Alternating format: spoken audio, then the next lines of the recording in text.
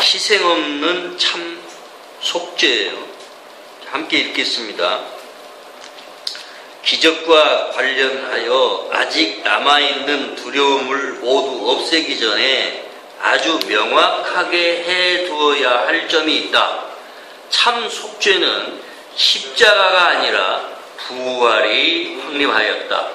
아주 신실한 많은 기독교인이 이 점을 오해하였다. 결핍, 오류로부터 자유로운 자라면 이러한 실수를 범할 가능성이 없다. 위아래가 뒤집힌 관점에서 십자가를 보면 과연 신께서 아들 중 하나가 선하다는 이유로 그가 고통받기를 허용하신 것처럼, 아니 심지어 독려하신 것처럼 보인다. 많은 목회자가 매일 이렇게 설교하고 있다. 자, 이 얘기는 내가 좀 몇 줌을 써서 인터넷에 올린 이야기이기도 합니다.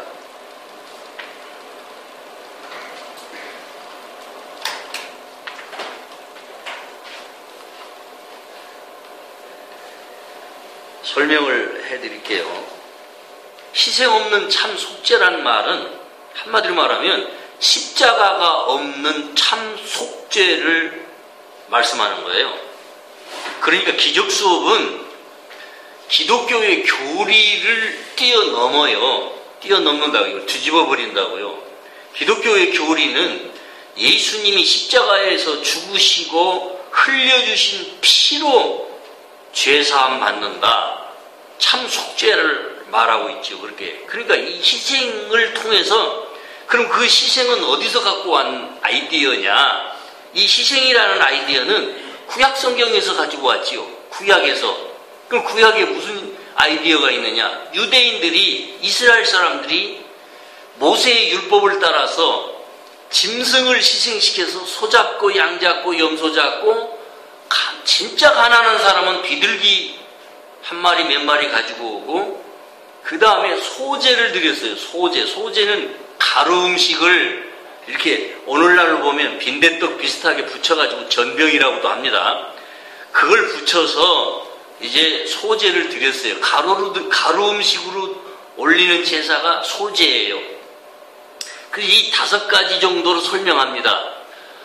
첫째, 번제, 속죄제, 속건제, 화목제, 그리고 마지막으로 소제를 의미해요. 그래서 이 5가지 정도로 설명을 하고 있지만 다 한 가지 의미예요. 하나님께 속죄의 제사를 드린다는 거예요.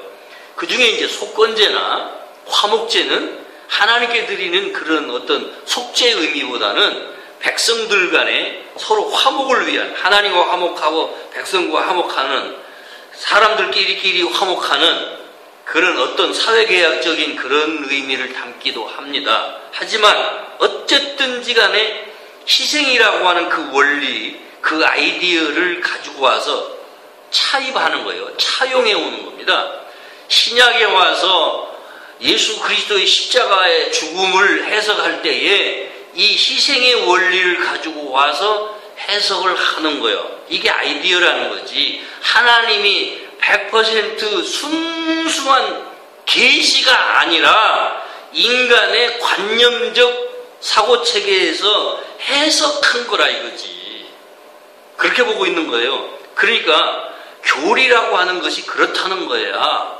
근데 정말 우리가 예수 2000년 전에 죽은 건 틀림없어요. 십자가에 달려 죽은 건 틀림없어요. 히스토리컬하다고.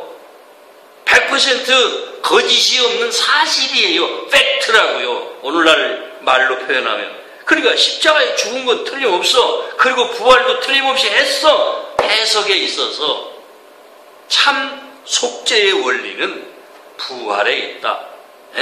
부활이야말로 참 속죄를 완벽하게 설명해주고 있는 그런 거다. 그런데 이 십자가의 희생을 통해서 구속받는다는 거, 구원받는다는 거, 구속이라는 의미와 구원의 의미는 약간의 차이가 있지만, 해석적 차이가 있지만 그 말일 수 있어요. 어쨌든 이 구속 죄사함 받는다, 그게 구원인데, 이런 십자가의 희생을 통해서 구원받는다는 것은 앞에 얘기한 것처럼 구약의 그 제사, 유대인들의 희생 제사, 그 희생제사를 통해서 죄사함 받는다고 하는 그 원리를 그대로 차용을 해와서 대속의 교리를 만들었다. 대속교리라고 그래. 대속교리. 대속교리가 무슨 말이냐면 내 죄를 예수님이 십자가에서 대신 죽어주셔서 용서해 주시는 원리를 대속의 교리라고 그럽니다. 그러니까 우리는 지금 뭐에 함몰되어 있느냐, 뭐에 그만 고착되어 있느냐 하면 고착되어 있어요. 대속교리에 고착되어 있어요. 예? 피로 죄사함 받는다. 예수님의 피를 온몸에 바르고 우리 영혼이 깨끗함을 받아서, 그리고 우리 영혼이 타락을 해서 죄로 물들었다는 거지. 그러니까 예수님의 피가 일종의 하나의 세척제와 같아. 그래서 우리 죄를 씻어낸다는 거예요. 그래서 우리가 정결하게 되어서 하나님의 아들로서의 자격을 획득한다는 거지요. 이게 구원을 설명하고 있는 내용이에요. 그런데 이러한 죄를 씻는 방법으로서 대속의 교리를 만들었지만 예수님의 십자가의 희생이 아니더라도, 십자가의 희생이 아닌 부활 속에, 예수님은 틀림없이 부활했으니까 그 부활이 뭔지를 정확하게 알면 부활의 의미에 대해서 그냥 우리는 피상적으로만 생각하고 있고 성찬식 때 그렇게 얘기를 하고 있지만, 이 부활에 대해서 정확한 의미를 파악하고 이해하고 나면 이 부활 속에 기적수업이 말하는 참 속죄의 원리가 있구나 라는 것을 알게 된다는 그런 의미예요. 그래서 자, 이제 설명할게요. 기적과 관련해서 아직 남아있는 두려움, 기적과 관련해서 남아있는 두려움이라고 그랬어요. 이 두려움을 없애기 전에 아주 명확하게 할 점이 있는데, 그게 바로 십자가가 아니라, 참 속죄는 십자가가 아니라 부활이 확립했다는 거예요. 부활로서 확립되었다. 근데 십자가에 이제 주안점을 두고 십자가에 예수님이 희생당한 거, 희생당했다고 하는 거예요. 누가 희생시켰어요? 하나님 아버지 성부가 성자인 예수를 희생을 시켜서 나머지 짜잘구레한 예수님 밑에 있는 짜잘구레한 당신의 아들들을 다 구원하시는 거다. 그러니까 큰 아들을 희생시켜서 작은 아들들을 구원시키는 거다. 이런 아이디어예요. 이런 생각이라고. 이게 관념이라는 거예요. 관념. 좀 어렵다. 왜 어렵다고 하는지 아세요? 눈동자들을 보니까 멍하고 계시니까 내가 어렵다고 생각하는 거예요. 빨리빨리 알아들으면 좋겠고요. 아주 신실한 많은 기독교인들이 이 점을 오해했다는 거예요. 지금도 오해 속에 있지요. 그러니까 기독교인들이 믿는 이 신앙은 오해의 교리이다. 나는 항상 이렇게 얘기해요. 오해의 교리에 빠져 있다. 결핍 오류에서 자유로운 자라면, 결핍 오류에서 자유롭다면, 이 결핍 오류가 뭘까요? 우리가 뭔가 모자라다.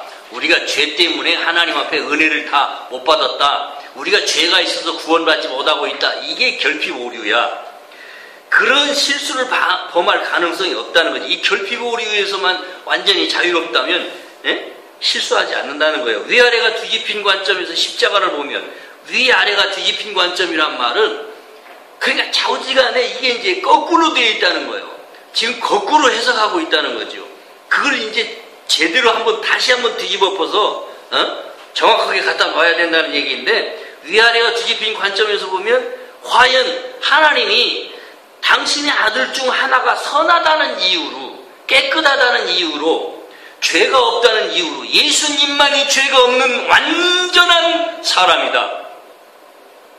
신인 양성을 가졌다고 그래요. 교리에서 신과 하나님, 신과 인간으로서, 그러니까 예수님은 신이시자 인간이라는 거야. 그래서 신인 양성을 가지시고 죄가 없는 가장 깨끗하신 분이시라 모든 사람을 대표해서 자기가 한 몸으로 죽어서 자기 몸을 희생시켜서 예수님의 몸을 제사로 하나님께 드려서 하나님은 그 조건을 이제 형성해서 그 조건을 받아들이는 자에게 아들됨의 자격을 준다. 이게 속죄의 원리예요. 이게 기독교의 속죄 원리라고. 지금 비교해 주는 거예요. 그런 기독교의 속죄 원리는 오류이다. 자, 여기서 말하는 것, 뭐에 진정한 참 속죄 확립이 이루어지느냐? 진정한 참 속죄 확립은 부활 속에만 있다. 부활에 있다는 거예요. 예수님이 십자가의 형틀에 죽은 것은 그냥 인간들이 죄인 취급을 해서 예수님을 핍박을 해서 죽인 것 뿐이야. 그러나 그걸 하나님이 죽게 했다. 이렇게 하나님이 그것을 죽게 한 거라, 희생시킨 거라, 하나님이 희생시켰다는 거예요. 기독교의 신앙이. 그래서 나를 대신해 이 죄인된 죄악된 세상을, 그러면서 이 죄악된 세상이라고 보면서 이 죄인 구원을 위해서 나를 대신해서 죽어주셨으니 감사합니다. 이러고 기도했거든, 우리가. 그리고 우리가 지금 그렇게 믿고 있었단 말이야. 근데 그게 아니다. 그런 게 아니다라고 뒤집으시는 거예요. 그래서 과연 신께서 아들 중 하나가 선하다는 이유로 그 아들이 고통받기를 허용하신 것처럼 해석했다는 거지. 아니, 심지어 독려하신 것처럼 너는 죽어야 돼. 예수, 너는 죄가 없는 나의 유일한 독생자 아들이니 이 모든 인류를 위해서, 저 불쌍한 죄인들을 위해서 큰아들 예수야, 네가 좀 죽어줘야겠다. 하나님이 그렇게 했겠느냐는 거요. 근데 이런 설교를 많은 목회자가 매일 이렇게 설교하고 있다는 거지. 예수님이 기가 막힌 거예요. 그래서 지금 자, 함께 있습니다. 12문답 시작. 유난히도 불쌍한 이 해석은, 불행한 이 해석은 나의 추종자임을 자칭하는 많은 이들의 그런 투사가 모여서 생겨났으며 많은 사람으로 하여금 신을 몹시 두려워하게 만들었다. 특히 반종교적인 이 개념이 많은 종교 안에 침투하였는데 이것은 결코 어쩌다 그렇게 되었거나 우연히 이루어진 것이 아니다. 그러나 진정한 기독교인이라면 멈춰서서 이렇게 물어야 한다. 이것이 어떻게 가능하다는 말인가? 다시 한번 우리 같이 해봅시다. 시작. 이것이 어떻게 가능하다는 말인가? 신 스스로 사람에게 합당치 않다고 분명하게 천명하신 이런 종류의 생각을 신 스스로 하실 수 있겠는가? 되물으시는 거예요. 되물으시는 거야. 과연 어떻게 이런 것이 가능하단 말이냐? 이것이 어떻게 가능하단 말이냐라고 반문해야 된다. 하나님 앞에 다시 질문해야 된다는 거예요. 뭐가 가능하다고요? 어떻게 당신이 죄가 없는 선한 아들 하나를 희생시켜서 나머지를 구원시킨단 말이냐? 이런 의문은요, 예수 안 믿는 사람들이 더 많이 해요. 전도하다 보면 진짜 똑똑한 사람은 어떻게 그런 하나님이 어디 있습니까? 그래. 나는 그런 하나님 안 믿으랍니다. 막 이러고 따지고 나오는 사람 앞뒤발 다 들어요. 그런 사람 앞에서 뭐라고 전도해야 되겠어? 할 말 없어요. 그러니까 그건 그냥 믿어야 돼요. 그냥 믿으면 구원받아요. 이것밖에는 없어요. 더 이상 설명할 길이 있어야지. 따지고 덤비는 사람한테 뭐라고 얘기를 해줄 근거가 없잖아. 그렇게 믿으라고만 해서 그게 교리니까. 그런데 기적 수업을 이렇게 공부하고 보니 정말 이건 하나의 관념이었구나. 관념 아세요? 관념? 응? 관념 체계를 이해를 하려면 철학 공부가 어느 정도 돼야 돼. 그래서 참 내가 좀 어렵다 이렇게 얘기하는 거야. 철학을 빠삭하게 좀 공부해서 서양 철학사에 무슨 사상들이 있어서 관념들이 있어서 인간이 관념 속에 빠져 있는지 이런 거 화이트헤드라고 하는 사람의 관념의 모험이라고 하는 책 정도는 읽어본 사람이라야 내가 관념 얘기를 해줄 수 있어요. 근데 화이트헤드의 관념의 모험, 어떤 그런 실제와 과정 뭐 이런 거 좀 읽어본 사람이면은 얘기가 가능하다고. 그래서 내가 아이고 어렵다 하는 얘기를 하는 거예요. 그 관념에 대해서 정확하게 이해를 한다면 인간사 속에, 인간의 역사 속에요, 이 문화사 속에서 철학적 관념이 어떻게 오늘날에 와서 이런 여러 가지 아이디어들에 우리가 정말 천착되어 있는지, 고정되어 있는지, 이런 것들을 이해하면서 이런 것을 좀 읽어본다면 훨씬 더 이해가 빨리빨리 오지만, 그래도 하여튼 가봅시다. 가보자고요. 아멘 좀 해봐요. 네? 가보자고. 가다 보면 알게 되겠지. 가다 보면 경험이라고도 알아져요. 자, 계속 갑시다. 그래서 이게 반종교적이다. 이런 건 진정한 종교의 의미라고 할 수가 없다. 반종교적이라고까지 못을 박아버리는 것은 이거야말로 어떤 거? 예수님의 십자가의 희생을 통해서 구원받는다라고 하는 이런 교리야말로 진정한 종교적이지 않다는 거예요. 예? 유난히도 불행한 이 해석은 유난히 불행한 해석이라는 거야. 십자가의 희생을 통해서 구원받는다는 게 이게 얼마나 불행한 해석이냐는 거예요. 그럼에도 불구하고 나의 추종자임을 자칭하는 많은 이들의 그런 투사가 모여서, 잘못된 투사가 모여서 생겨났다. 어느 한 사람의 아이디어만이 아니다, 그런 얘기예요. 그러니까 어떤 한 사람의 아이디어가 아니라 인류 전체가 안고 있는 이 관념 체계가 만들어낸 반종교적인 그런 거다, 그런 거예요. 그래서 많은 사람으로 하여금 신을 몹시 두려워하게 만들어버렸다. 특히 반종교적인 이 개념은 많은 종교 안에 침투되어 있다. 많은 종교 안에 침투되어 있단 말은요, 기독교만이 아니라 여타의 다른 타 종교들 속에서도 이런 희생을 통해서 구원받는다라고 하는 게 너무나 많이 있어. 동남아 지역에 가면요, 닭모가지를 비틀어서 피를 흘리면서 제사 드리는 사람들도 있더라고. 예? 닭모가지 비틀어서. 그러니까 돼지를 잡아서 목을 잘라가지고 돼지 대가리를 이렇게 올려놓고 제사 드리는 이것도요, 가만히 들여다보면 인간 그 문화사 속에, 어떤 종교적인 문화사 속에 그런 샤머니즘 속에서도 희생의 의미가 있는 거예요.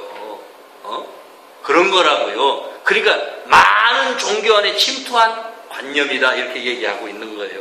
이건 결코 어쩌다가 그렇게 되었다거나 우연히 이루어진 게 아니고, 우연히 이루어진 게 아니라는 거죠. 정말로 우연한 것이 아니라 사람들의 생각이 모아지면서 이런 거에 이제 도달하게 되었다, 이런 생각에 도달하게 되었다는 거죠. 이것이 얼마나 어떻게 가능하단 말이냐라고 현명한 기독교인이라면, 정말 정신이 똑바로 박힌 기독교인이라면 한 번쯤은 하나님 앞에, 아니 성령께 진정으로 물어봤느냐 이거예요. 어떻게 이런 게 가능하겠느냐? 하나님이 과연 그런 하나님이실까 하고 한 번쯤 생각해 봐야지 않겠느냐, 이런 얘기예요. 자, 13문단 하겠습니다. 늘 그렇듯이 최선의 방어는 상대방 입장을 공격하는 것이 아니라 오히려 진리를 보호하는 것이다. 어떤 개념이든 그것을 정당하기 위해 준 것 틀 전체를 뒤집어야 한다면 그 개념을 받아들이는 것은 현명하지 못한 일이다. 이것을 사소한 일에 적용하는 경우에는 고통이 따르고 큰 규모에 적용하는 경우에는 정말이지 비극이 따른다. 신께서 구원을 위해 아들을 박해하셨다는 끔찍이 그른 지각을 정당화하면서 박해를 자행하는 경우가 흔하다. 이 말 자체는 전혀 의미가 없다. 무슨 말이냐면요, 늘 그러하듯이 최선의 방어는 상대방 입장을 공격하는 것이 아니고 오히려 진리를 보호하는 거여야 된다. 우리가 이제 방어가 뭔지도 알고 이 기죽수업의 내용을 정확하게 이제 깨닫는 자리에 가면 이해하는 정도가 돼도 방어가 뭔지를 알고 진리를 보호하려고 한다는 거지. 내 안에 있는 진리가 아닌 것, 내가 터득한 진리가 아닌 것은 다 밀어내버리는 거예요. 아니야 라고 진리만을 고수하며 살아가는 사람이 돼야 한다는 얘기고요. 근데 어떤 개념이든지 그걸 정당화하기 위한 준거틀이라는 게 뭐예요? 하나님이 진리라고 하는 이런 어떤 그 프레임, 틀이 있다면, 진리라고 만들어 놓은 틀이 있다면, 이런 거, 이 틀이, 이게 준거틀이라는 거예요. 준거. 뭔가, 정확한 잣대라는 얘기예요. 캐논이라는 얘기예요. 그걸 준거틀이라고 그래요. 그래서 이런 준 그 틀을 전체를 뒤집어야 한다면, 전체를 뒤집어야 돼. 그 개념을 받아들이는 것은 현명하지 못한 일이다. 일반적으로 지금 얘기하는 거예요. 이것을 사소한 일에 적용하는 경우에는 고통이 따르고, 나 개인적인 일에 적용을 하면 고통이 오고, 이 사회 전반에 걸쳐서, 이 세상 전반에 걸쳐서 적용을 하면 큰 인간 사회에 비극이 올 수밖에 없는 것이다. 그러니까 지금 무슨 얘기를 하냐면 앞에 얘기해요. 12문단, 11문단 얘기를 하고 있는 거예요. 뭐가 고통이 와요? 해방되지를 못해요. 이 십자가를 붙들고 믿는 이 신앙은 죄짓고 회개하고 죄짓고 회개하고 죄짓고 회개하고 매일 울부짖고, 그래서 그러면 아주 그냥 늘어지는 찬송, 막 눈물을 쥐어짜는 찬송을 막 해가면서 예수여, 참 진양조를 부르고 있어요. 진양조를 부르고 있다고. 그러면서 쥐짜는 이 신앙, 교회 가봐요. 어쩔 때는 막 흥분의 도가니가 돼가지고 막 시끌벅적 궁작짝짝 하다가도 또 막 주여 나의 생명 나의, 가사도 잊어버렸네. 그러면서 쥐 짜는 거야. 또 이게 불행한 사태다. 어? 이게 불행한 사태다. 어? 그런 의미로 지금 얘기하고 있는 걸로 나는 지금 와 닿습니다. 그러니까 정말 신께서 구원을 위해 아들을 박해하셨다라고 하는, 하나님의 독생자인 예수 그리스도를 박해하셨다라고 하는 이 끔찍이 그런 지각을 정당화해서 박해를 자행하는 일들이 있다. 보세요. 그게 뭐냐면 구약적 배경이 있어요. 콜럼버스라고 하는 사람이 신대륙을 발견했다고 하면서 저 아메리칸 대륙에 들어가가지고 거기 있는 원주민들을 희생시키면서 정당화하는 거예요. 정당화해요. 나름 정당화해서 자기에게 대서양을 횡단할 수 있는 그런 항해의 비용을 이제 대준 여왕한테, 그게 스페인이라고 하는 것 같았어요. 그 여왕한테 편지를 보면서, 여왕 각하, 하나님의 은총으로 우리가 이 대륙을 발견하고, 하나님의 은총으로 여기 있는 무지몽매한 아주 원주민들 무지하고 정말 인간 같지 않은 것들을 싹 쓸어버리고 우리가 이 대륙을 정복하게 되었나이다. 이건 하나님의 은총입니다. 할렐루야. 이런 식이야. 액면대로 뭐 이런 편지는 아니었겠지만 내가 대충 그 내용을 이해한 것은 그런 거예요. 과연 그럴까요? 그럼 거기 원주민들, 소위 말하면 인디언들은 뭐냐는 거지. 짐승이요? 에? 그게 무엇을 배경하고 있습니까? 무엇을 배경하고 있느냐고요? 구약에 보면 유대인들이, 이스라엘 사람들이 광야 40년 생활을 끝마치고 저 팔레스틴 땅에 쳐들어갈 때에, 거길 들어갈 때에 여리고성을 빙글빙글 돌면서 여리고성을 함락시킬 때에 그 정당화했던 거, 이 땅은 하나님이 우리에게 주신 땅입니다 라고 하면서 거기에 가나안 7족속을 다 쳐부시고 멸망시키고 그 땅을 정복했다 이거야. 그게 하나님의 은총이라 이거야. 그게 하나님의 특별한 은총이라 이거지. 그래서 땅을 분배해주고 자기네들이 그 땅을 차지하고 살았어. 그게 유대의 역사야. 그게 이스라엘 역사라고. 그런데 그러한 해석적인 그 관념을 가지고 와서 아메리카를 정복하면서 거기 있는 원주민들이 마치 가나안의 7족속과 같은 존재들인 거야. 그래서 그것들은 다 멸망시켜도 다 당한 거야. 하나님이 그렇게 허락을 하셨으니까. 하나님이 그렇게 했습니까? 인간의 해석입니까? 예를 들어서 콜럼버스를 예를 든다면 그때 그 당대의 아메리카를 정복하고자 했던 저 서양 사람들의 논리이고 그들의 관념이지. 그래서 전부 노예를 만들었어요. 나머지 이제 다 노예 만들어요. 에? 원주민들은 다 쫓겨나고. 그러나 그 땅 원래 주인을 얘기한다면 누가 주인이요? 콜럼버스가 주인이요? 원주민 인디언들이 주인이요?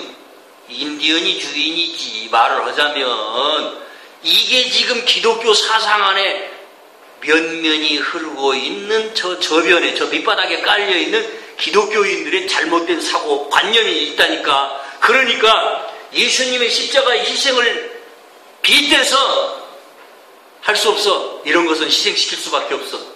이건 희생을 각오해야 돼. 이런 식으로 해석한다 이거지. 이게 합당한 거냐 이 말이에요. 지금 그런 얘기하고 있는 거예요.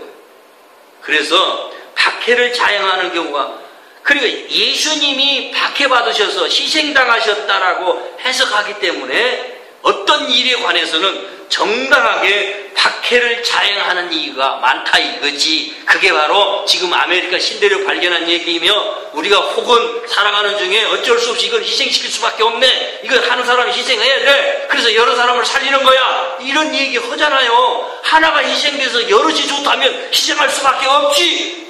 하나님이 그런 하나님이냐? 아니다. 할렐루야. 그런 하나님 아니라는 거예요.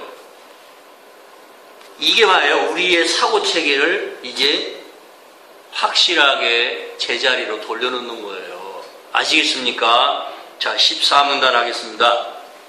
14문단요. 시작. 이 잘못 자체가 다른 어떤 잘못보다 더 극복하기 어려운 것은 아니지만, 이 방어에는 도피라는 탁월한 가치가 있어서 사람들이 그것을 포기하려 하지 않았기 때문에 이것을 극복하는 것은 특히 더 어려웠다. 가벼운 예를 들자면, 어떤 부모는 이것은 너를 아프게 하는 것보다 나를 더 아프게 한단다라고 말하면서 아이를 때리는 데서 오는 죄책감을 벗어나려 한다.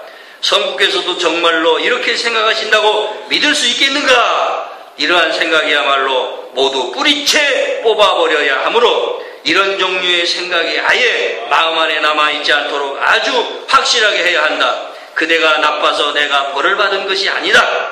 어떤 형식으로든 참속죄가 이런 종류의 왜곡으로 오용된다면 전적으로 자비로운 참속죄의 가르침은 상실된다. 자, 보세요. 읽었으니까 이제 설명.